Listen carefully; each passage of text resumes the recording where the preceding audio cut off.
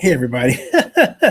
So you've got to love the chutzpah of the great sports agent, Drew Rosenhaus. Drew believes that in Jalen Carter, Georgia defensive tackle standout, he's got the goal. The guy, he thinks the guy is the best player in the draft, definitely going to top 10, no doubt about it. And because of that, Drew is basically making deals. He's saying, hey, look, if you're not in the top 10, don't even bother thinking that my client is going to visit you. And so he gets on the Pat McAfee show and basically repeats that idea, saying, hey, you know what? Uh, I've got the number one guy. Okay. I've got the number one guy in Jalen Carter.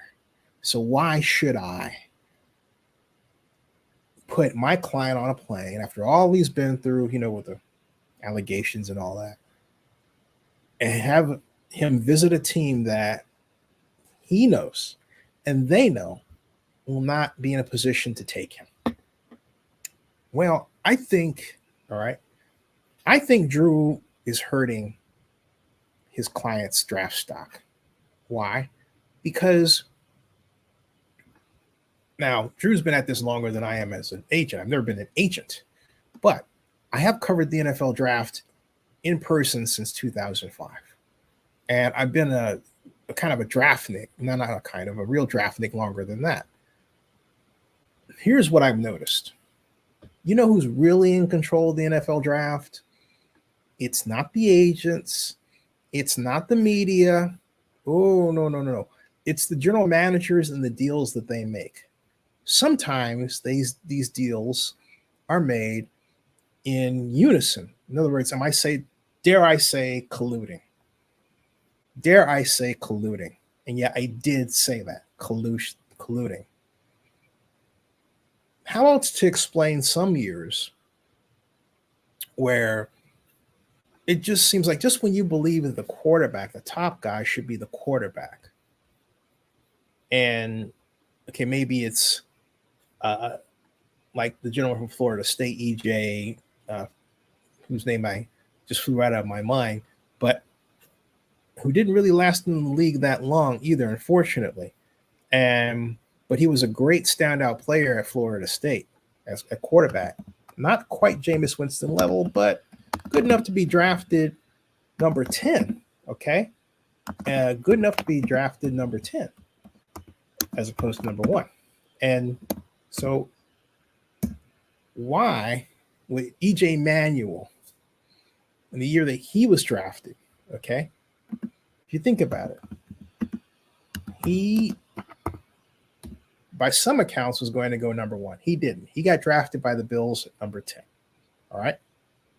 And when that happened, okay, after he forewent his senior year, he went in the 2013 NFL draft to Buffalo. That's when he was drafted. 2013, round 1. I said pick 10s. Round 1, pick 16. All right. Right. That was an interesting draft, the NFL draft of 2013.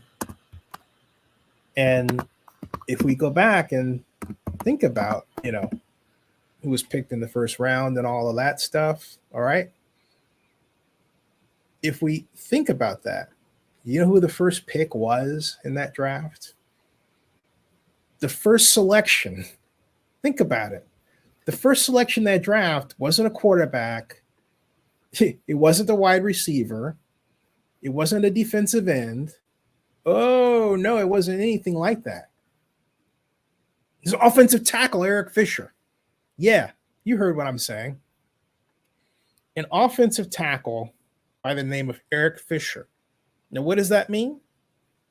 You don't know? I'll tell you. This is what it means. With the 2013 NFL draft, Eric Fisher became the highest paid player out of that draft. Right? Why?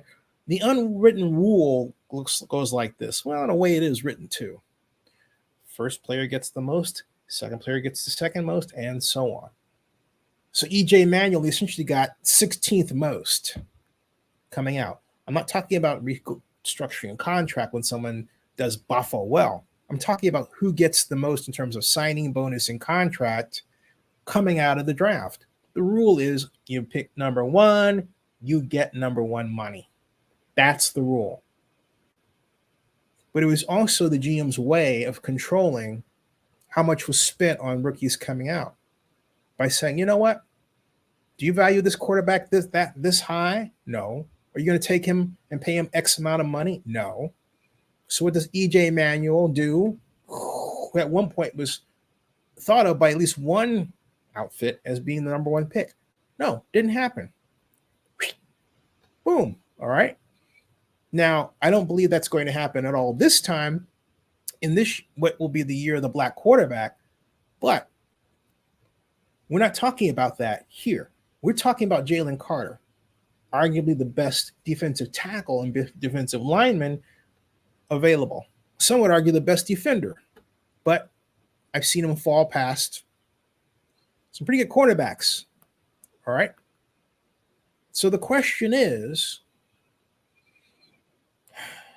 Drew playing with fire? And my answer is yes, he is.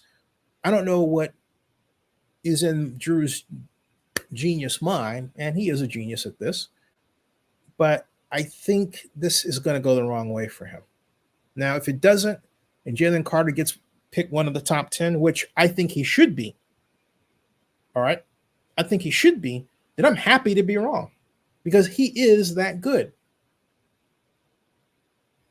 But then to start manipulating a draft and saying, well, we're not going to talk to you and we're not going to do this, like, we're on high and we know it. That's playing with this thing that the NFL likes to do to put people in this place from time to time. That could happen this time. The degree to which it won't speaks to how people look at just the tape, and that's it.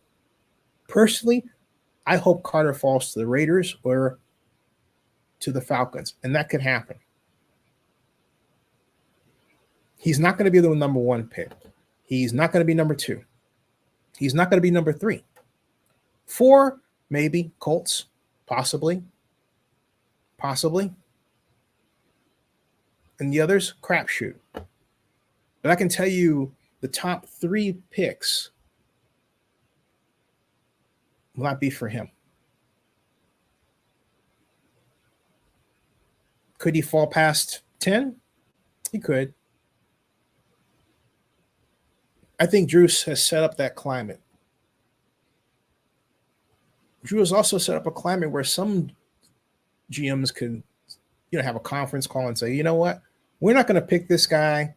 We'll let him fall to Chicago, or we'll let him fall to whoever is outside the 10 that has 2 picks, something like that. Or maybe someone parlays the 2 picks, trades up to, say, spot 12, and makes some maneuver there. Do I think that they would do all of that for that one young man? If they could see a way to enrich what they want at the same time, yeah. Do I think it's worth the activity? No, I don't. If I were a GM, I wouldn't participate in it. I would be in the room and I would listen, but at the end of the day, I'd do my own thing. That's the way it's supposed to be. So let's see what happens. Drew may turn out to be yet again the genius I always believed he has been. But this time, I'm not so sure. Subscribe to Zenny62 and bookmark oaklandnewsnowblog.com.